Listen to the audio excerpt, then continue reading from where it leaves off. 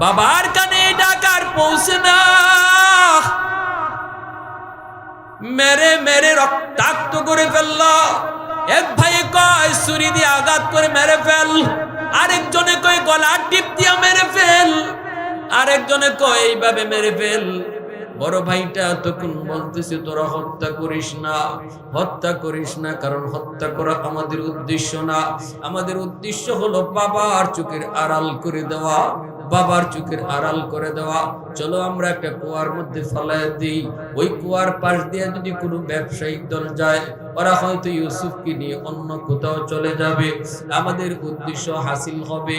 তারা নিয়ে এই কুয়ার কাছে মুখে যে হাজির হলো, সিদ্ধান্ত হলো কুয়ায় ফেলাই দিবে। কুয়ার মুখের কাছে যে যখন কাপড়গুলি খুলতেছে, ইউসুফ আলাইহিস সালামের কাপড়গুলি খুলে ফেলতেছে, আল্লাহ পাক জিবরাইল আমিনকে কই, জিবরাইল তাড়াতাড়ি করে জান্নাতি কাপড় নিয়ে আমার ইউসুফের কাছে হাজির হও। ওই যে দেখো জালেম 10টা ভাই আমার ইউসুফের কাপড় খুলে ফেলছে, জান্নাতি কাপড় নিয়ে হাজির হয়ে যাও। কুয়ার ভিতরে ফেলা দিবে, ওই কুয়ার ভিতরে কত সাপ, কত বিচ্ছু, ওই সাপ বিচ্ছুর মুখে যেন আমার ইউসুফ যায় না পড়ে। রে জিবরাইল, তুমি জান্নাতি একটা পাথর নিয়ে যাও, কুয়ার নিচে যায় তুমি ওই পাথরটা নিয়ে বসা থেকো। আমার ইউসুফ যখন উপর থেকে পড়বে, তুমি জিবরাইল কুলের মধ্যে নিয়ে নিও, একটু পানিও যেন না লাগে, একটু আঘাতও যেন না পায়। তারপরে কুয়ার মধ্যে বসে এই পাথরের উপরে বসাইয়া আমি আল্লাহর দেওয়া জান্নাতি পোশাক তুমি ইউসুফকে পরায়া দিও। একটু জোরে করুন না সুবহানাল্লাহ, আর একটু জোরে সুবহানাল্লাহ। ভাইয়েরা ফাটায় দিল, ভাইয়েরা দূরে সরায় দিল। একটু খেয়াল করেন, মক্কার মানুষগুলো আমার নবীর ভাই বেরাদর, ঠিক কিনা? এই মক্কার মানুষগুলো আমার নবীকে মক্কা থেকে এইভাবেই বের করেছিল। নবীজি মক্কার দিকে তাকায়া তাকায়া বলেছিলেন, হিজরতের রাত, এ আমার মক্কা নগরী, তোমার ভিতরে তোমার মাঝে আমার আল্লাহর খানায় কাবা, আমার আল্লাহর ঘর, তোমাকে ছেড়ে যেতে আমার মন চায় না। শিশুকাল থেকে বড় হয়েছি তোমার মাঝে, তোমাকে ছেড়ে যেতে আমার মন চায় না। কিন্তু আমার আপন মানুষগুলি যদি আমার সাথে ষড়যন্ত্র না করত, আমি কখনো তুমি মক্কাকে ছেড়ে যেতাম না। নবীজি চোখের পানি ফেলে ফেলে কান্দেন। আল্লাহ পাক জিবরাইল পাঠায়া নবীকে সান্ত্বনা দেয়, নবী গো কান্দেন না, কান্দেন না। যেই জন্মভূমির দিকে তাকায়া তাকায় আপনি কাঁদতেছেন, আমি আল্লাহ ওয়াদা দিলাম, আমি আল্লাহ ওয়াদা দিলাম, অল্প দিনের ভিতরে এই জন্মভূমিতে আপনাকে রাজা বাদশাহ বানাইয়া আমি আল্লাহ পাঠাবো। লাকাদ মান্নাল্লাহু আলাল মুমিনিন ইয বা'সা ফীহিম রাসূলা। আল্লাহ পাক রব্বুল আলামিন বলেন, মুমিনদের জন্য যত প্রকারের নিয়ামত আমি আল্লাহ তাদেরকে দান করেছি, সবগুলি নিয়ামতের উপরে সবচেয়ে বড় নিয়ামত হলো আমি তাদের মাঝে আমার নবী, আমার রাসূলকে পাঠাইছি। সুস্থ দুটা হাত আমার আপনার কাছে নিয়ামত, সুস্থ দুটা চোখ আমার আপনার কাছে নিয়ামত, আল্লাহর পক্ষ থেকে নিয়ামত। সুস্থ দেহ আল্লাহর পক্ষ থেকে নিয়ামত, অক্সিজেন নিতেছি আল্লাহর পক্ষ থেকে নিয়ামত। যত প্রকারের নিয়ামত, যত প্রকারের নিয়ামত আমি আপনি গণনা করব, হয়তোবা গণনা করে শেষ করতে পারবো না। আল্লাহ বলেন, সব নিয়ামতের উপরে সবচেয়ে বড় নিয়ামত হলো আমি আমার নবীকে তোমাদের মাঝে পাঠাইছি। কারণ এই হাত কোন কাজে ব্যবহার করলে জান্নাতি হয়, জাহান্নামী হয় তা তুমি জানতে না। পা তুমি কোন পথে চালাইলে জান্নাতি হয় নাকি জাহান্নামী হয় তা তুমি জানতে না। সুস্থতার নিয়ামত তুমি পাইছো, কিন্তু এই সুস্থতার নিয়ামত কেমনে ব্যবহার করলে তোমার দেহ জান্নাতে যাবে তা তুমি জানতে না। জানাইলেন নবী আয়েশা। ঠিক কিনা জোরে বলেন। জানাইলেন নবী আয়েশা, হাত কোন কাজে ব্যবহার করবা, চোখ তুমি কোন কাজে ব্যবহার করবা, পা তুমি কোন কাজে ব্যবহার করবা, দিমাগ তুমি কোন কাজে ব্যবহার করবা, সুস্থতার নিয়ামত তুমি কেমনে শুকরিয়া আদায় করবা, সব হাতে কলমে দেখাইলেন আমার নবী। এজন্য আল্লাহ বলেন, নবী তোমাদের কাছে পাওয়ার সবচেয়ে বড় নিয়ামত, নবী না পাইলে তোমার সব নিয়ামত জাহান্নামের লাকড়ি হইত। এ আমার বান্দা, আল্লাহর গোলাম, আল্লাহ পাক রব্বুল আলামিন পরিষ্কার ভাষায় তিনি জানায় দিলেন, আমার নবী তোমাদের কাছে সবচেয়ে বড় নিয়ামত, নিয়ামতের শুকরিয়া আদায় করো, আমি আল্লাহ নিয়ামত বাড়ায় দিব। জোরে কন্যা সুবহানাল্লাহ। ঘরের ভিতরে নবীকে, নবীর আদর্শ গ্রহণ করো, সমাজে নবীর আদর্শ গ্রহণ করো, বডির মধ্যে নবীর আদর্শ গ্রহণ করো, চুল কাটতে গেলে নবীকে ফলো করো, দাড়ি রাখতে গেলে নবীকে ফলো করো, সমাজ ব্যবস্থায় নবীকে ফলো করো, বিচার কাজে নবীকে ফলো করো, বিচার ব্যবস্থায় তুমি দুর্নীতি করো না। আমার নবী ইনসাফ কায়েমের জন্য দুনিয়ায় এসেছেন, জুলুম তুলে দেওয়ার জন্য নবী এসেছেন, ইনসাফ প্রতিষ্ঠা করার জন্য এসেছেন। বিচার ব্যবস্থায় নবীজি অপরাধীকে একটাই পরিচয় দিয়েছেন, অপরাধীর পরিচয় শুধু একটা, চোরের পরিচয় শুধু চোর, ডাকাতের পরিচয় শুধু ডাকাত। কার ভাই কার ছেলে কোন গোষ্ঠীর, আমার নবী বলেন এটা বিচারে বসে চিনা যায় না। বিচারক কখনো এই দিকে লক্ষ্য করবে না, কখনো টাকা খাইয়া বিচারক বিচার করে না, না না, মুখ চিহ্নে কখনো বিচার করবে না। আমার নবী এই আদর্শ বিচার ব্যবস্থায় কায়েম করে গেছেন। এজন্য বলি আল্লাহর বান্দা, একটু খেয়াল করে শোনো, সমাজ ব্যবস্থায় চলো, কখনো দুর্বলের উপর একরকম বিচার, সবলের উপর আরেক রকম বিচার, গরিবের জন্য একরকম বিচার, ধনীর জন্য একরকম বিচার। এটা আমার নবীর আদর্শ নয়। ঠিক কিনা জোরে বলেন। টাকা খাইয়া বিচার সমাজে আসেনি না নাই? আরো জোরে বলেন, আসেনি না না? ভাইরা বন্ধুরা, আমার নবী সমাজ ব্যবস্থায় কিভাবে চলবো আদর্শ শিখায় গেছেন। নবীজি যেমন ছিলেন রহমত, নবীজি যেমন ছিলেন নরম, সময় মতো ওই নবী আবার হলেন গরম। গরমও আসেনি না নাই? ইসলামে শুধু নরম এমন না, ইসলামে গরমও আছে। নবীর জীবনে শুধু নরম তা নয়, নবীর জীবনে গরম আছে।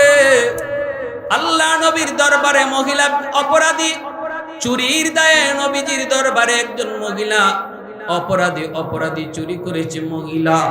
সাহাবায়ে কেরাম রাদিয়াল্লাহু তাআলা আনহুম এইবার তারা চিন্তায় পড়ে গেলেন, মহিলাটা নবীর বংশের, মহিলার বংশ হলো কুরাইশ বংশ, আল্লাহর নবীর বংশ বড় দামি বংশ, যদি মহিলার হাত কেটে দেওয়া হয় গো, তাহলে আমার নবীর বংশের ইজ্জত নষ্ট হয়। না না, মহিলার হাত কাটা যায় না, বিচার যদি একটু হালকা করা হয় তাহলে নবীর বংশের ইজ্জত রক্ষা হবে। কিন্তু কে কে নবীর কানে কানে এই কথাটা বলবে গো? কে যে বলবে, নবী গো এই মহিলা আপনার বংশের, কুরাইশ বংশের, অতএব বিচারটা একটু হালকা করা যায় কিনা? সবার জন্য এক বিচার করা যায় না, এই কথাটা নবীকে কে যায় বলবে? আবু বকর সিদ্দিক, ও বন্ধু তুমি একটু যাও, তুমি তো আমার নবীর বাল্যকালের বন্ধু, তুমি তো নবীর হিজরতের সঙ্গী রে। আবু বকর তুমি যে নবীকে এই কথাটা একটু বলতে পারবানি? সিদ্দিক আকবর হাত জোর করে দাঁড়ায় বলে, সাহাবীরা শুনো, আল্লাহর কসম, একবার দুইবার তিনবার আল্লাহর কসম, এই কথা নিয়ে আমি আবু বকর নবীর সামনে যাওয়ার সাহস নাই। ও ভাই উমর তুমি পারবানি?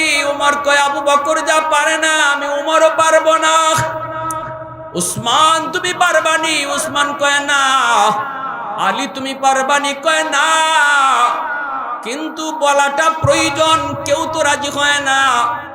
কে নবীর কাছে এই কথাটা পৌঁছাবে? কানে কানে কে যায় বলবে? নবী গো এই মহিলার বংশ আপনার বংশ।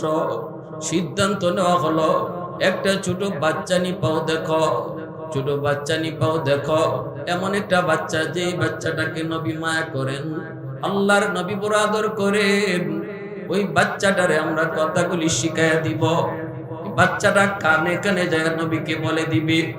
আমাদের উদ্দেশ্য হলো নবীর কানে কানে কথাটা পৌঁছায় দেওয়া।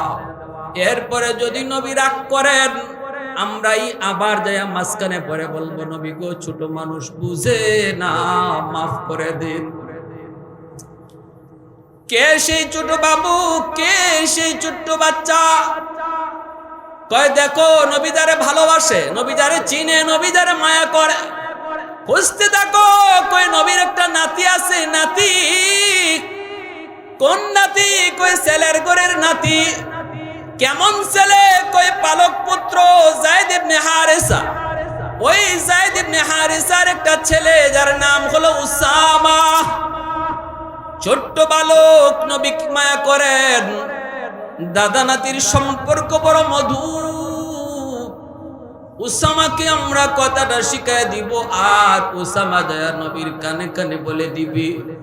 উসামাকে আনা হলো সাহাবায়ে কেরামের মাঝখানে, কানে কানে কথাটা শিখায় দেওয়া হলো, উসামা এই কথাটা তুমি যায় দাদার কানে কানে বলে দিবা, আদর করে করে কানে কানে বলে দিবা। বলবা হাত না কেটে যদি আঙ্গুল কেটে দেওয়া হয় তাহলে বিচার হয়, আবার নবীর বংশের ইজ্জত রক্ষা হয়। এই কথাটা উসামাকে শিখায় দেওয়ার পর উসামা গেলেন আল্লাহর নবীর কাছে, নবীজির কাছে গেলেন। যাইয়েই দাদা দাদা কইয়া গালে গালে গাল লাগাইলেন, গলায় গলা মিলাইলেন। দাদা নাতির সম্পর্কটা একটা আদরের সম্পর্ক। কাছাকাছি যায় ঘেসলেন। শিশু বাচ্চারা যদি কোনো কিছু বলতে চায়, কোনো আবদার পেশ করতে চায়, তাহলে দেখবেন সবার আগে বাবার কাছাকাছি এসে ঘেঁষাঘেঁষি করে, গালে গালে গাল লাগায়, আদর করে। কাছাকাছি ভিড়ে প্রথমেই এসে আবদার করে না, আদর করে তারপরে আস্তে আস্তে কথাটা বলে। উসামা আইসো নবীর কানে কানে বলার আগে নবীর গায়ে গায়ে ঘেঁষতেছেন। নবী বলতেছেন, উসামা ভাই তুমি এমন কেন করো? কি ব্যাপার, কি কথা? কোনো কথা আছে নাকি? কোনো আবদার আছে নাকি? কোনো চাওয়া পাওয়া আছে নাকি? একটু বলো। তখন মুচকি হেসে কানে কানে বলেন, দাদা একটা কথা বলবো। নবী বলেন, বলো। দাদা গো, আজকে যেই মহিলা আপনার আদালতে চুরির অপরাধে ধরা পড়লো, এই মহিলা কোন বংশের জানেননি? নবী কয়, না জানি না, জানার প্রয়োজন নাই। উসামা কয়, দাদা গো, এই মহিলার বংশ হলো আপনার বংশ, যেই বংশ আরবের মধ্যে শ্রেষ্ঠ বংশ, কুরাইশ বংশ। যদি এই বংশের কোন মহিলার হাত কেটে দেওয়া হয় তাহলে আপনার বংশের ইজ্জত যায়। ও দাদা, হাতটা না কেটে যদি আঙ্গুল কেটে দেন তাহলে বিচারও হয়, বংশের ইজ্জত রক্ষা হয়। এই কথা না নবীর কানে কানে বলা মাত্রই আমার নবী নরম দিলের নবী, সাথে সাথে নবীজি গরম হয়ে গেলেন। মুহূর্তের ভিতরে নবীজি বসা থেকে দাঁড়িয়ে গেলেন। নবীজির চেহারা লাল হয়ে গেল। সাহাবায়ে কেরাম নবীজির চেহারা দূর থেকে তারা ফলো করতেছিলেন। নবীজি যেই মাত্র গুসা হয়ে দাঁড়িয়ে গেলেন, সাহাবায়ে কেরাম তারা দৌড়ায় কাছে আসলেন। আয়েশা বলতেছেন, ইয়া রাসূলুল্লাহ, ছোট্ট মানুষ বুঝে নাও, বলে ফেলেছে, নবী গো মাফ করে দেন। আল্লাহর নবী তখন বলেন, সাহাবীরা শুনো, এই কথা আমার উসামার না, তোমরা উসামাকে কথাটা শিখায়া দিছো। আল্লাহু আকবার, জোরে বলো। এই কথা আমার উসামার না, তোমরা কথাটা শিখায়া দিছো। তাহলে ভালো করে শোনো, ভালো করে শোনো। আমি নবী দুনিয়ায় এসেছি ইনসাফ কায়েম করার জন্য। আমি নবী দুনিয়ায় এসেছি ইনসাফ কায়েমের জন্য। গরিবের জন্য একরকম বিচার, এক গোষ্ঠীর জন্য একরকম বিচার, চেয়ারম্যানের পোলার জন্য একরকম বিচার, রিক্সাওয়ালার পোলার জন্য আরেক রকম বিচার। এমন বিচার করার জন্য আল্লাহ আমি নবীকে দুনিয়ায় পাঠায় নাই। অতীতের বহু জাতি ধ্বংস হয়েছে শুধু এমন বিচার ব্যবস্থার কারণে। বহু জাতিকে আল্লাহ ধ্বংস করে দিয়েছে, বহু দলকে আল্লাহ ধ্বংস করেছে। আজও দুনিয়ায় এমন নজির আসেনি না নাই? আরো জোরে আসেনি না নাই? দলের লোকে অপরাধ করলে তার কোনো বিচার নাই, আর বিরোধী দল যদি অপরাধ করত তাহলে তার শেরের উপরে সোয়াশের। আওয়াজ দিয়া বলো ঠিক কিনা? দুর্বল মানুষগুলি কোথায় বিচার নিয়ে যাবে সেই জায়গা ছিল না। থানায় গেলে পরে ওসি মামলা নিত না, দারোগায় মামলা নিত না, মেম্বারের কাছে গেলে মেম্বার কথা বলতো না, কারণ মেম্বার তার পকেটের লোক, বিরোধী দলের পকেটের লোক। যার সাথে যে জালেম, যে জুলুম করেছে, জালেমের পকেটের লোক হলো চেয়ারম্যান, জালেমের পকেটের লোক হলো মেম্বার, জালেমের পকেটের লোক হলো এমপি। আল্লাহ নবী কয় দুর্বলের আহাজারি থেকে নিজেরে বাঁচাইও, কারণ দুর্বল মানুষের আহ শব্দ আল্লাহর আদালতে এমন ভাবে পৌঁছে যায়, মাঝখানে কোনো বাধা থাকে না, বাধা থাকে না, মাঝখানে কোনো বাধা থাকে না। আমার নবী রহমতের নবী, মক্কার মানুষগুলি যখন আমার নবী দয়ার নবীকে এইভাবে মক্কা থেকে তাড়ায় দিল, নবীজি চলে আসলেন মদিনায়। সাহাবায়ে কেরাম সবাই ঘর বাড়ি ছেড়ে তারা মদিনায় চলে আসলেন। মক্কার জালেমগুলি তাদের ঘর বাড়িগুলি দখলও নিয়ে নিল, তাদেরকে মারলো, বাড়ি থেকে বের করলো, বাড়ি দখলে নিল। তারা চলে আসলেন মদিনায়। মদিনার মানুষগুলি তাদেরকে আশ্রয় দিল, জায়গা দিল, সাহায্য করলো। এজন্য মদিনার মানুষ হয়ে গেল আনসার। ভাইয়েরা বন্ধুরা, ওই মানুষগুলিকে নিয়ে আমার নবী 10,000 সাহাবায়ে কেরাম নিয়ে যখন 10 বছর পর আবার তিনি মক্কায় যাবেন, মক্কা দখলে যাবেন, নবী মক্কায় দখলে যাবেন, মক্কার কাছাকাছি যায় আল্লাহর নবী 10,000 সাহাবায়ে কেরাম নিয়া নবীজি ওই জায়গায় অবস্থান করেন। সন্ধ্যা হয়ে গেছে, আমরা মক্কায় ঢুকবো না। এখন যদি মক্কায় ঢুকি তাহলে যদি ওরা বাধা দেয় মারামারি হবে, আর এই মারামারিতে অন্ধকারে কে কাকে মারবে কোনো খোঁজ পাওয়া যাবে না। না না, শিশুর উপর হামলা হতে পারে, নারীর গায়েও হামলা হয়ে যেতে পারে। নিরীহ নিরস্ত্র মানুষ, যার হাতে অস্ত্র নাই, তার উপরও হামলা হয়ে যেতে পারে। ইসলাম এটাকে সাপোর্ট করে না। মানবতার নবী, রহমতের নবী, রহমতের দূত, শান্তির দূত আমার আপনার নবী, ঠিক কিনা? আওয়াজ দিয়া বলো। সাহাবায়ে কেরামের ভিতরে যে স্পিড, ওই স্পিডেই তারা মক্কায় ঢুকতে চাইলেন, মক্কায় ঢুকতে চাইলেন, কিন্তু নবী সেই স্পিডটারে থামায় দিলেন। না না, অন্ধকারে আমরা মক্কায় ঢুকবো না, কে কাকে মারবে কোনো ঠিক ঠিকানা থাকবে না, সকাল হলে মক্কায় ঢুকবো। এটা হলো মানবতার নবীর মানবতা, শান্তির দূতের শান্তির কথা, ঠিক কিনা? কিন্তু আমরা দেখি বর্বর ইহুদিরা আজ তারা আমাদের মুসলিম শিশুদেরকেও গাজায় হত্যা করছে, মুসলিম নারীদেরকেও হত্যা করছে, রাতের অন্ধকারে বৃষ্টির মতো বোমা ফালায়া ফালায়া মুসলমানের ঘর বাড়িগুলি ধ্বংস করছে। অথচ মানবতার স্লোগান উঠায় ওরা, মানবতার কথা বলে ওরা, বড় বড় কথা কয় ওরা। নিঃসন্দেহে আমরা বলতে পারি, মানবতা যদি দেখায় যান পৃথিবীর মানুষকে, সেই মানুষটা হলেন মুসলমানদের নবী, রহমতের নবী, ঠিক কিনা? আর তোমরা হলে জালেম, তোমাদের ভিতরে বিন্দু পরিমাণ মানবতা নাই, তোমাদের ভিতরে বিন্দু পরিমাণ দরদ নাই। যে পরিমাণ শিশু গাজায় শহীদ হয়েছে, গাজায় যেই পরিমাণ শিশু শহীদ হয়েছে, কত বাবার কাঁধে সন্তানের লাশ, কত মার চোখের সামনে সন্তানের লাশ। গাজায় মানুষকে দাফন করার মতো জায়গাও এখন খুঁজে পাওয়া যাচ্ছে না। শিশুর লাশগুলা শকুনে খায়, শিয়ালে খায়, এমন একটা অবস্থা আজকে গাজায়, ফিলিস্তিনে, কিন্তু বিন্দু পরিমাণও ওদের দরদ লাগে না। আওয়াজ দিয়া বলো ঠিক কিনা? রহমতের নবী, মায়ার নবী, পরের দিন মক্কায় তিনি ঢুকলেন, মক্কায় ঢুকলেন, কিন্তু কেউ বাধা দিল না। আল্লাহর নবী ঘোষণা দিলেন, লা তাসরিবা আলাইকুমুল ইয়াউম, আজকের দিন বদলা নেওয়ার দিন নয়।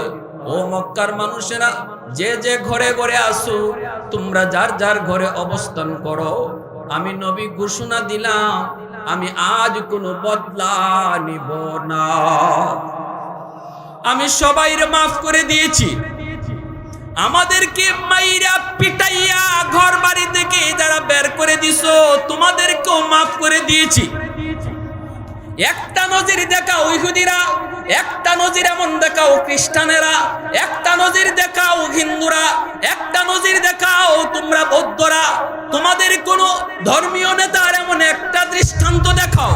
আমার নবী মানবতার যেই দৃষ্টান্ত রেখে গেছেন একটাও দেখাতে পারবে না, ঠিক কিনা? আওয়াজ দিয়া বলেন, একটাও তারা দেখাতে পারবে না।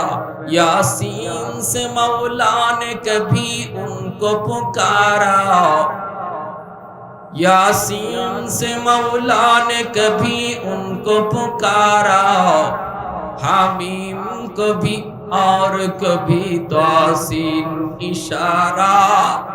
ये रमज़ है कुछ आशिक माशूक के माबैन, समझा है जिन्हें खल्क में एक सरवर कौनैन, समझा है जिन्हें खल्क में एक सरवर कौनैन। নবীজি বলেন, আমার ভাই ইউসুফ তিনি যেইভাবে ভাইদেরকে ক্ষমা করে দিয়েছিলেন, আজ আমি এইভাবেই মক্কার মানুষদেরকে ক্ষমা করে দিলাম। কিভাবে ইউসুফ আলাইহিস সালাম ক্ষমা করেছিলেন সংক্ষেপে শুধু একটু ঘটনাটা বুঝি, তাহলে আমার নবীর ক্ষমা করার দৃষ্টান্তটাও আমাদের বুঝে আসবে। মনোযোগ কার কার আছে একটু হাত উঠে আল্লাহকে দেখান। আল্লাহ তুমি কবুল করো, জোরে বলি আমিন, আরো জোরে বলি আমিন। ইয়াকুব আলাইহিস সালাম সন্তান হলো 10 জন এক মায়ের, আর 2 জন হলো অন্য মায়ের। 10 জন এক মায়ের গর্ভের সন্তান, আর এক মায়ের গর্ভে হলেন 2 জন। সেই 2 জন হলেন ইউসুফ আলাইহিস সালাম, আরেকজন হলেন ইউসুফ আলাইহিস সালামের ভাই, নাম হলো বিনয়ামিন। এই বিনয়ামিন আর ইউসুফ তারা হলেন এক মায়ের গর্ভের সন্তান। যখন বিনয়ামিন জন্ম নেয়, জন্ম নেওয়ার সময় ইউসুফ আলাইহিস সালামের আম্মা ইন্তেকাল করেন। অনেক মা গর্ভের সময়, প্রসবের সময় অনেক মা প্রসব বেদনা সহ্য করতে না পেরে শহীদ হয়। আসেনি না নাই? কি পরিমাণ কষ্ট, কি পরিমাণ কষ্ট! কত মা তখন মারা যায়, শহীদ হয়। ভাইরা, ইউসুফ আলাইহিস সালামের আম্মা তিনিও বিনয়ামিন জন্ম নেওয়ার সময় তিনি শহীদ হলেন। এখন মা হারা, মা নাই, 2 ভাই বাবার আদরে বড় হইতেছে। এইদিকে 10 ভাই, তারা দেখতেছে ইউসুফ আলাইহিস সালামের প্রতি বাবার মায়া, বাবার দরদ। কারণ বাবা তিনি ইউসুফ আলাইহিস সালামের একটা স্বপ্ন শুনে বুঝে গেছেন, আমার ইউসুফ একদিন আল্লাহর পয়গম্বর হবে। অটোমেটিক একটা মায়ার দয়া অটো চলে আসছে ইউসুফ আলাইহিস সালামের প্রতি। ইউসুফ আলাইহিস সালাম অনেক সুন্দর, সুন্দরের 100 ভাগকে আল্লাহ 2 ভাগে ভাগ করলেন। 50 ভাগ আর 50 ভাগ। 100 ভাগ সুন্দরকে 2 ভাগ কইরা 50-50, একদিকে 50 আর একদিকে 50, এই 2টা ভাগ করে আল্লাহ পাক 1 ভাগকে আবার 2 ভাগ করলেন। 50 আল্লাহ আবার 2 ভাগ করলেন। এই 2 ভাগের 25 ভাগ সৌন্দর্য দিয়া আল্লাহ ইউসুফ আলাইহিস সালামকে বানাইলেন। আর 25 ভাগ সৌন্দর্য দিয়া আল্লাহ পাক দুনিয়ার সমস্ত মাখলুক বানাইলেন। বাকি যে ছিল 50, ওই বাকি 50 যেটা ছিল রিজার্ভ, এই 50 ভাগ দিয়া আমার আপনার নবীকে আল্লাহ পাক বানাইছে। এজন্য আরেকটু জোরে সুবহানাল্লাহ, মুহাব্বতের সাথে সুবহানাল্লাহ। মা আহসানা লাম তারা কাত্তু আইনি ওয়া লাম আজমালা মিলকা লাম তালিদিন নিসাউ, খুলিকতা মুবাররাআম মিন কুল্লি আইবিন কান্নাকা খুলিকতা কামা তাশাউ। এজন্য হাসান রাদিয়াল্লাহু তাআলা আনহু বলেন, নবী গো, আপনার সৌন্দর্যের প্রশংসা আমি কেমন করে করব? আপনার মতো এত সুন্দর আমার চোখ কোনোদিন দেখে নাই। আপনার মতো এত সুন্দর কোন মা সন্তান জন্ম দিতে পারে নাই। নবী গো, আপনারে আল্লাহ এত সুন্দর করে বানাইছে যেন আপনি যেভাবে কইছেন আল্লাহ এইভাবে আপনারে বানাইছে। চোখটা বানানোর সময় যেন আল্লাহ জিজ্ঞেস করেছে, বন্ধু আমি তোমার চোখ বানাবো, কেমনে বানালে তুমি খুশি? নবী গো আপনি যেভাবে কইছেন যেন এইভাবে আল্লাহ আপনার চোখ বানাইছে। দাঁত বানাইবার সময় যেন আল্লাহ আপনারে জিগাইছে, বন্ধু তোমার দাঁতটা এখন বানাবো, কেমনে বানাইলে তুমি খুশি বলো? নবী গো মনে হয় আপনি যেভাবে কইছেন এইভাবেই আল্লাহ আপনার দাঁতটা বানায় দিছে। চুলগুলি বানানোর সময় যেন আল্লাহ কইছে, বন্ধু কোন চুল তোমার পছন্দ? আপনি যেভাবে বলছেন মনে হয় যেন আল্লাহ আপনাকে এইভাবেই বানাইছে। সুবহানাল্লাহ। 10 ভাইয়ের অন্তরে হিংসা। আমাদের আব্বা ইউসুফকে এত মায়া করে, এই ইউসুফকে শেষ করে ফেলবো, খতম করে ফেলবো। মনের ভিতরে হিংসা, এই হিংসা থেকে ওরা হত্যা করার মতো ষড়যন্ত্রে লিপ্ত হলো। কিন্তু কেমনে মারবে, কিভাবে ষড়যন্ত্র করবে, তারা ফন্দি করলো। আমরা ইউসুফকে খেলাধুলা করব বলে তারে আমরা জঙ্গলে নিয়ে যাব, তারপর ওই জায়গায় তারে মেরে ফেলবো। লম্বা করে বলবো না, সংক্ষেপে বলবো। উদ্দেশ্য আমার সামনে এই ভাইগুলাকে ইউসুফ আলাইহিস সালাম কিভাবে ক্ষমা করেছিলেন ওই জায়গায় যাইয়ে আমার ঘটনা শেষ দিয়ে দিব। মনোযোগ আপনাদের কার কার আছে একটু দেখান দিকে হাত উঠে। আল্লাহ তুমি কবুল করো, আমিন। ইউসুফ আলাইহিস সালামকে 10 ভাই বলতেছি, ইউসুফ তুই যাই আব্বাকে যায় বল, আব্বাকে যায় বল আমরা তোকে নিয়ে খেলাধুলা করতে যাব। ছোট মানুষ, খেলাধুলার প্রতি আগ্রহ আসেনি না নাই? ছোট মানুষ, খেলাধুলার প্রতি আগ্রহ বেশি। যে আব্বার কাছে কান্না শুরু করে দিলেন, আব্বা ভাইয়াদের সাথে আমি খেলতে যাব, আমার আপনি অনুমতি দেন। ইয়াকুব আলাইহিস সালাম তিনি ইউসুফকে কোথাও যেতে দেন না, চোখের দূরে যেতে দেন না, কারণ তিনি তো জানতেন, তিনি তো বুঝতেন আমার ইউসুফ ইউসুফ না। যদিও আজকের ছোট ইউসুফ একদিন আল্লাহর পয়গম্বর হবে। কেমনে চোখের আড়াল করি, কেমনে চোখের আড়াল। ভাইয়েরা যখন বললো, আব্বা ইউসুফকে আমাদের সাথে দিয়া দেন, আমরা খেলতে যাব। ইয়াকুব আলাইহিস সালাম কয়, কেমনে দেই? ইউসুফ যে বায়না ধরছে, আব্বা আমি যাব। বাবা এবার দিয়া দিলেন, ঠিক আছে বাবা যাও, যাও তবে দেরি করো না। তিনি বলতেছেন, আমার তো ভয় হয়, আমার ইউসুফকে যদি তোমাদের সাথে দিই তাহলে যদি আমার ইউসুফকে বাঘে খেয়ে ফেলে, যদি আমার ইউসুফকে বাঘে খেয়ে ফেলে। তখন 10 ভাই কয়, আব্বা কোন কি? আমরা 10টা ভাই কত তরতাজা দেখছেননি, বাঘ যদি আয় আমাদের ভাই ইউসুফকে খাওয়ার জন্য, আমরা কি বসে থাকবো নাকি? এইভাবে বইলা ইউসুফ আলাইহিস সালামকে সাথে নিয়ে গেল। ইয়াকুব আলাইহিস সালাম ভালো করে জানতেন, ভালো করে বুঝতেন, আমার ইউসুফ নিতেছে ওরা, আমার ইউসুফ যাইতেছে ওদের সাথে, কিন্তু মনে হয় আমার ইউসুফ আর ফিরে আসবে না, মনে হয় আমার ইউসুফকে আর পাবো না, আর পাবো না। কারণ তাফসীরের কিতাবে লিখছেন ইনি ওর স্বপ্নে দেখছেন এমন একটা ভয়ঙ্কর স্বপ্ন, লম্বা কথা ওইদিকে যাব না। তারা নিয়ে গেল ইউসুফ আলাইহিস সালামকে, নিজের তাদের কাঁধে উঠাইলো, মায়া কইরা আদর দেখাইয়া, শুধুমাত্র বাবাকে দেখানোর জন্য, বাবাকে দেখানোর জন্য, বুঝতে পারার জন্য তারা কাঁধে উঠায় নিয়ে যাইতেছে। ইয়াকুব আলাইহিস সালাম চেয়ে চেয়ে দেখতেছেন, ইউসুফ যায়, হাসি মুখে যাইতেছে, চেহারার মধ্যে কত হাসি। বাবাও বিদায় দিতেছেন, ছেলেও বাবার কাছ থেকে বিদায় নিয়ে যাচ্ছে।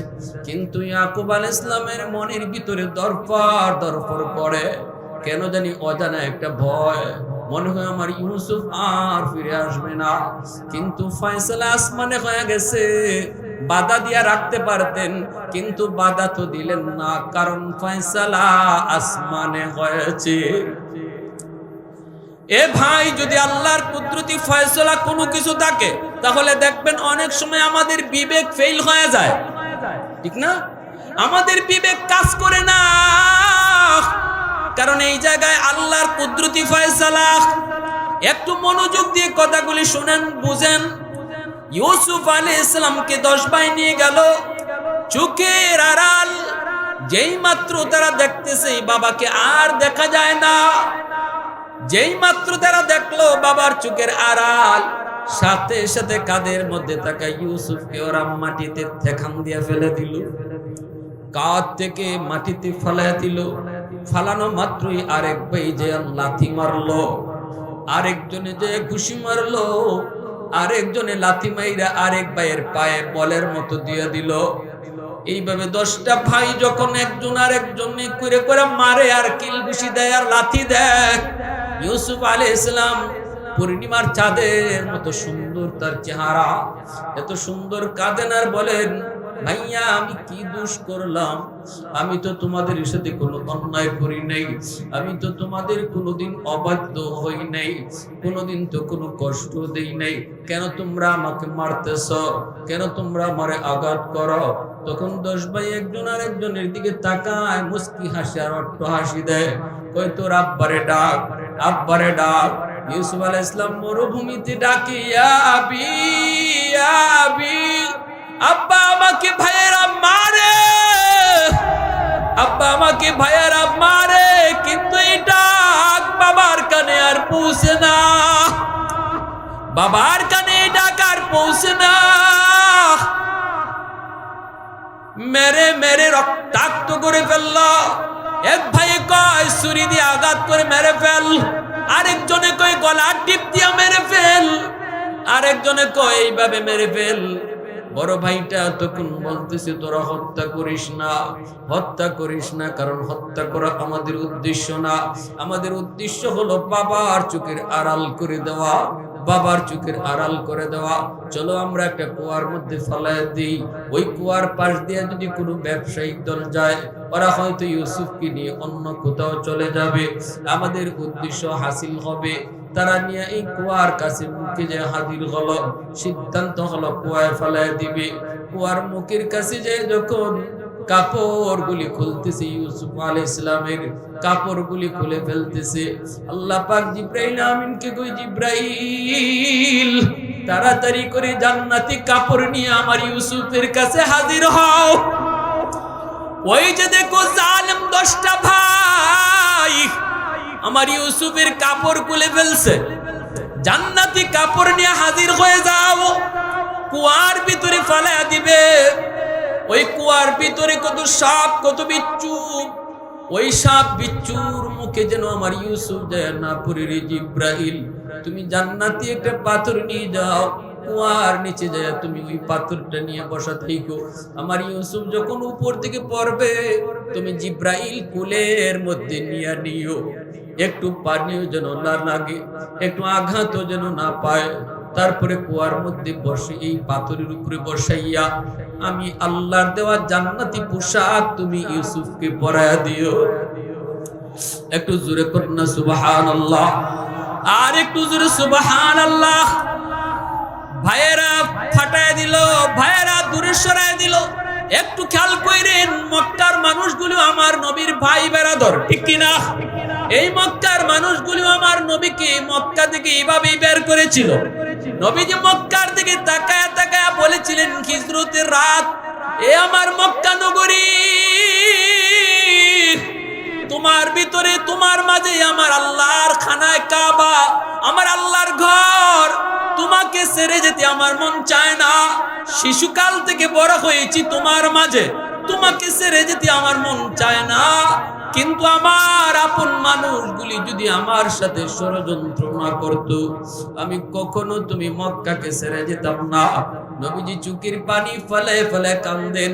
আল্লাহ পাক জিবরাইল পাঠায়া নবীকে সান্ত্বনা দেয়, নবী গো কান্দেন না, কান্দেন না, যেই জন্মভূমির দিকে তাকায়া তাকায় আপনি কাঁদতেছেন, আমি আল্লাহ ওয়াদা দিলাম, আমি আল্লাহ ওয়াদা দিলাম, অল্প দিনের ভিতরে এই জন্মভূমিতে আপনাকে রাজা বাদশাহ বানাইয়া আমি আল্লাহ পাঠাবো। একটু জোরে আওয়াজ দিয়ে সুবহানাল্লাহ, আর জোরে সুবহানাল্লাহ।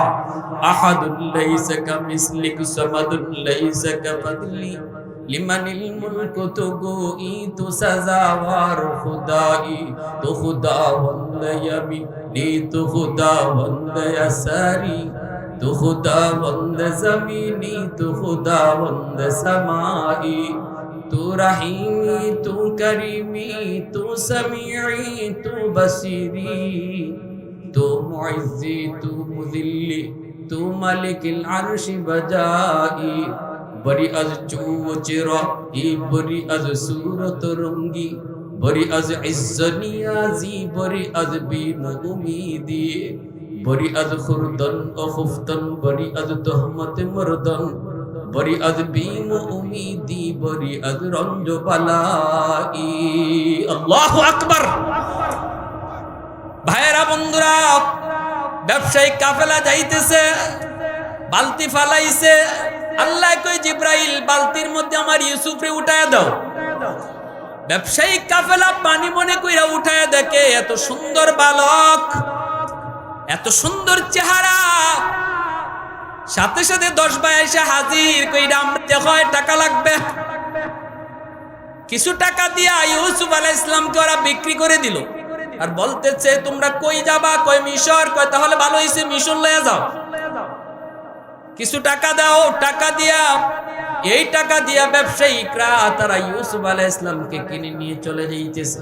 ইউসুফ আলাইহিস সালাম চোখের পানি জড়ায় কাঁদতে আর কই ভাইয়া এই জন্মভূমিতে আমি বড় হয়েছি এই মাটির সাথে আমার সম্পর্ক এই মাটিকে আমি বড় ভালোবাসি এই মাটির সাথে আমি কোনোদিন বেঈমানি করি নাই বিশ্বাসঘাতকতা করি নাই কেন তোমরা আমার জন্মভূমি থেকে আমাকে এইভাবে চিরতরে বিদায় করে দিচ্ছ। আমার আব্বার কি হালত জানি না বাবার কাছে আমার সালামটা অন্তত পৌঁছায়ও জানি না আর কোন দিন বাবার সাথে দেখা হবে। এই বইলে ইউসুফ আলাইহিস সালাম চলে গেলেন। যাওয়ার পথে তিনি মায়ের কবর পাইলেন।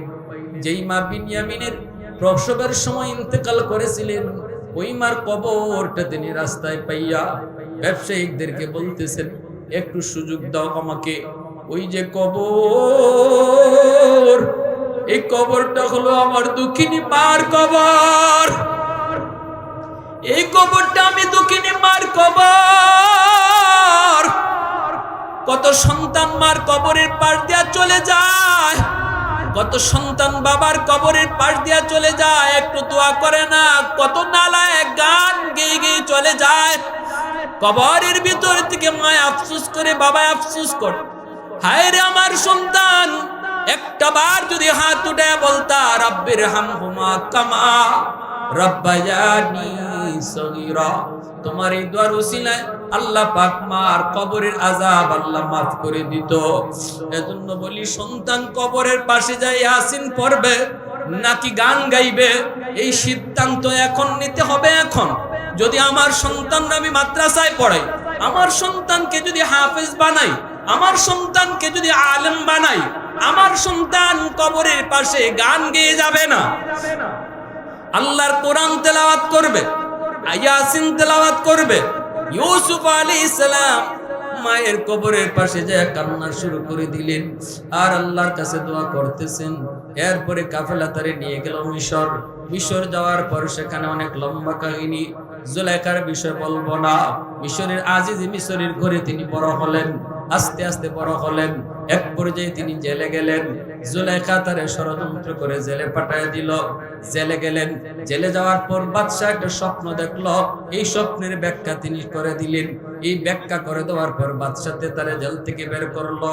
তারপরে বলল বাদশাহ ও মিয়া তুমি তো অনেক বড় বুজুর্গ অনেক বড় আল্লাহওয়ালা এত সুন্দর স্বপ্নের ব্যাখ্যা তুমি আমাকে বলে দিছো এবার বলো 7 বছর দুর্ভিক্ষ হবে এই দুর্ভিক্ষ আমি ট্যাকেল দিব কেমন করে ইউসুফ আলাইহিস সালাম বলেন 7 বছর দুর্ভিক্ষ হওয়ার আগে 7 বছর তোমাকে ভালো করে ফসল ফলাইতে হবে তারপরে এই ফসল তুমি স্টক করে রাখবা এই স্টক করা মাল এই স্টক করে গম যখন দুর্ভিক্ষ চলবে তখন আস্তে আস্তে জনগণকে দিবা এই কথাটা তিনি সমাধান দিয়ে দিলেন বাদশাকে। এইবার বাদশাহ কই দায়িত্ব কাকে দিব? ইউসুফ আলাইহিস সালাম বলেন আমাকে তুমি খাদ্য মন্ত্রী বানাও আমি এর উপযুক্ত আমি যথাযথ এর বন্টন করব কোনো সমস্যাই হবে না আমাকে যথাযথ বন্টন করার সুযোগ দাও খাদ্য মন্ত্রী আমাকে বানাও। বাদশা তারে খাদ্য মন্ত্রী বানায় দিল। ইউসুফ আলাইহিস সালাম মিশরের খাদ্য মন্ত্রী হয়ে গেলেন। এরপরে চতুর্দিকে সুনাম ছড়িয়ে পড়লো মিশরের খাদ্য মন্ত্রী বড় ভালো দুর্ভিক্ষ চলছে গোটা এলাকা জুড়ে ফিলিস্তিনের কেনান পর্যন্ত দুর্ভিক্ষ ছড়ায় গেল।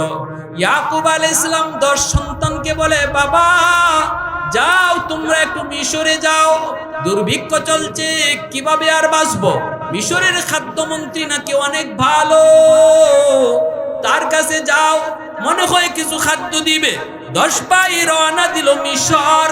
মিশরের খাদ্যমন্ত্রী অনেক উদার মনের, অনেক বড় দিলের। চলে আসলো 10 ভাই। ইউসুফ আলাইহিস সালাম 10 ভাইকে দেখা মাত্রই তিনি চিনে ফেললেন।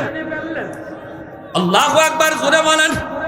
10 ভাইকে দেখা মাত্রই ইউসুফ আলাইহিস সালাম চিনে ফেললেন, কিন্তু 10 ভাই চিনল না। কেমন করে চিনবে? 10 বছরের ছোট্ট বালক ইউসুফ যারে কুয়ায় ফেলাইছিল, আজকে সেই কুয়ায় ফেলানো ইউসুফ মিশরের খাদ্যমন্ত্রী। এই কথাটা 10 ভাই ভাববে কেমন করে, কল্পনা করতে পারে নাই। ইউসুফ আলাইহিস সালাম চিনলেন ঠিকই। জিজ্ঞেস করতেছেন, তোমরা কোত্থেকে এসেছো? কই ফিলিস্তিনের কেনান থেকে। তোমাদের আর কোনো ভাই আছে নাকি? কয় হ, আমাদের আর একটা ভাই আছে, তবে এই ভাইটা আমাদের মায়ের গর্ভের না, আমাদের বিমাত্রীয় ভাই। ইউসুফ আলাইহিস সালাম বলেন, ওই ভাইটার নাম কি? বলেন, নাম হলো বিনয়ামিন।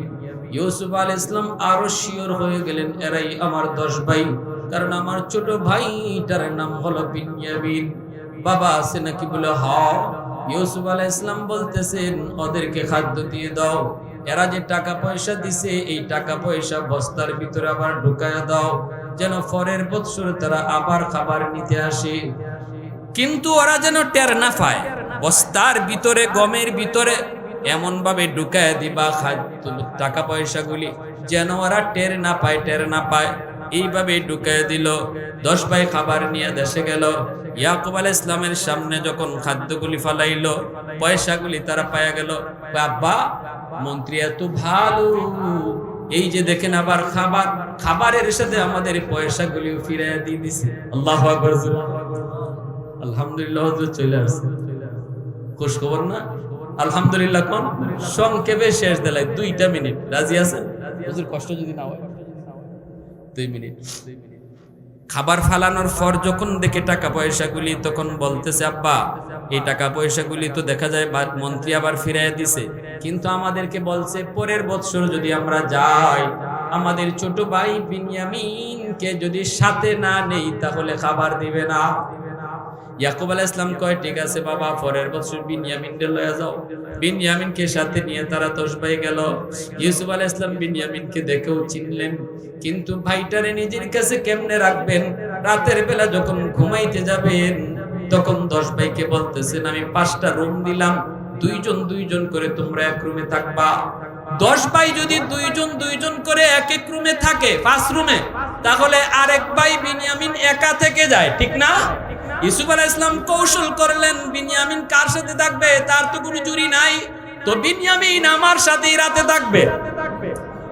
নিজের ভাইটাকে রাতে নিজের রুমে নিয়া ইউসুফ আলাইহিস সালাম কানে কানে বুক জড়ায়া, গলা জড়ায়া, চোখের পানি ছাইরা কয়, বিনয়ামিন একটু ভাইয়ার দিকে তাকায় দেখ তো চিনুনি, একটু দেখো তো চিনুনি।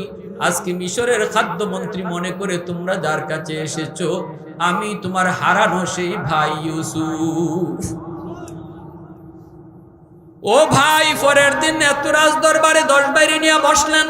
ইউসুফ আলাইহিস সালাম নিজের পরিচয় দিয়া দিলেন, সংক্ষেপে বলতেছি, নিজের পরিচয় দিয়া দিলেন। 10 ভাই বলল, আপনি ইউসুফ? বলে হ, আমি সেই হারানো ইউসুফ। মনে পড়ে কি সেই কুয়ার ভিতরে ফালানোর ঘটনা? বলে হ, আমাদের সব মনে পড়েছে।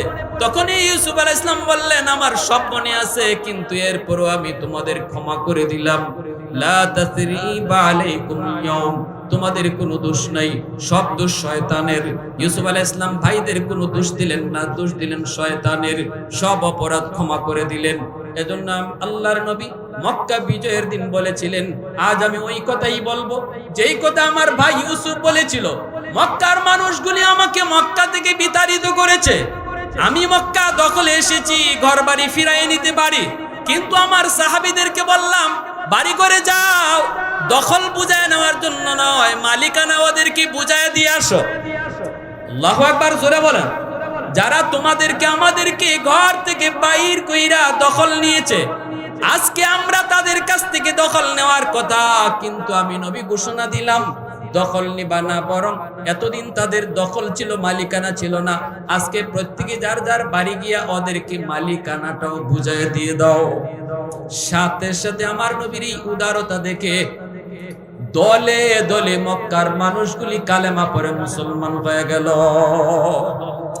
ওই দিন যেই পরিমাণ মানুষ মুসলমান হয়েছে মক্কা বিজয়ের দিন, কোনো নজির নাই, কোনো ইতিহাস নাই, সব ব্রেক করেছিল। ভাইয়েরা, বন্ধুরা, শুধুমাত্র আমার নবীর আখলাক আর উদারতার আদর্শের কারণে, ঠিক কিনা? এই মাসটা হলো আমার নবীর দুনিয়ার আগমন এবং দুনিয়া থেকে বিদায়ের মাস। কি ছিল আমার নবীর আদর্শ? নবীর আদর্শ ছিল সাধারণ ক্ষমা করে দেওয়া।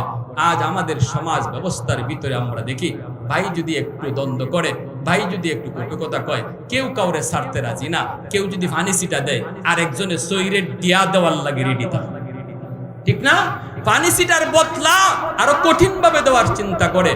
ভাই ভাইয়ের সম্পদ নষ্ট করতেছে, ভাই ভাইয়ের সম্পদ আত্মসাৎ করতেছে, ভাই বোনের সম্পদ নষ্ট করতেছে। দেখা যায় বাবা মারা গেছে, বোনের অংশ আছে, কিন্তু ভাই বোনের অংশ দিতেছে না। এইভাবে সমাজে চলছে জুলুম আর অন্যায় আর অত্যাচার। একটু নিজেরে বুঝান, এই মাসটা হলো আমার নবীর আদর্শ গ্রহণ করার মাস, নবীর আদর্শ থেকে নিজের সবক নেওয়ার মাস। আসুন পরস্পরে মিলেমিশে সবাই সবার হক যার যার মতো করে প্রত্যেকের হক বুঝে চলি, আমার সীমানা বুঝে চলি, অন্যের হকের উপরে আঘাত না করি, অন্যের হক দখলে নেওয়ার চেষ্টা না করি। যদি প্রত্যেকে আমার সীমানা মতো চলার, সীমাবদ্ধতার ভিতরে চলার চেষ্টা করি, সমাজে অশান্তি আসতে পারে, ঠিক কিনা? জোরে বলেন। স্বামী স্ত্রীর ভিতরে যে যতটুকু অবস্থানে আছে এতটুকু অবস্থানে থাকো। স্ত্রীর যতটুকু অধিকার এতটুকু অধিকার স্বামী তুমি তারে দাও। স্ত্রী যতটুকু নেওয়ার এতটুকুই নাও, এর বেশি না। যদি আমরা এতটুকু মাইনা চলতে পারি, তাহলে ঘরেও শান্তি আসবে, সমাজেও শান্তি আসবে। পথ একটাই, শুধু আমার নবীর আদর্শ। নিজের মতে মত নয়, আমার নবীর মতে মত, তার নাম উম্মত। আল্লাহ আমাদের সবাইকে কথাগুলো বুঝার এবং সে অনুযায়ী চলার তৌফিক আল্লাহ সবাইকে দান করুন। আজকের এই যুবকদের আয়োজনকে আল্লাহ কবুল করেন। ধন্য মায়ের ধন্য সন্তান এই যুবকগুলি, যারা এই অফ সিজনেও এত সুন্দর একটি কোরআনের মাহফিলের আয়োজন করলো। আল্লাহর ওলি ইবনে ওলি, এত বড় মহামানব আল্লাহ পাক আপনাদের মাঝে আনার তৌফিক দিছেন, আইছেন। আপনাদের খুশ নসিব। এখন আখিরি মুনাজাত না করে কেউ যাবেন না, এতটুকু কথা আপনারা আমারে দিতে পারবেন ইনশাআল্লাহ? কারা কারা মুনাজাত করে যাবো ইনশাআল্লাহ। জানি না আজকের মুনাজাত কার জীবনের শেষ মুনাজাত।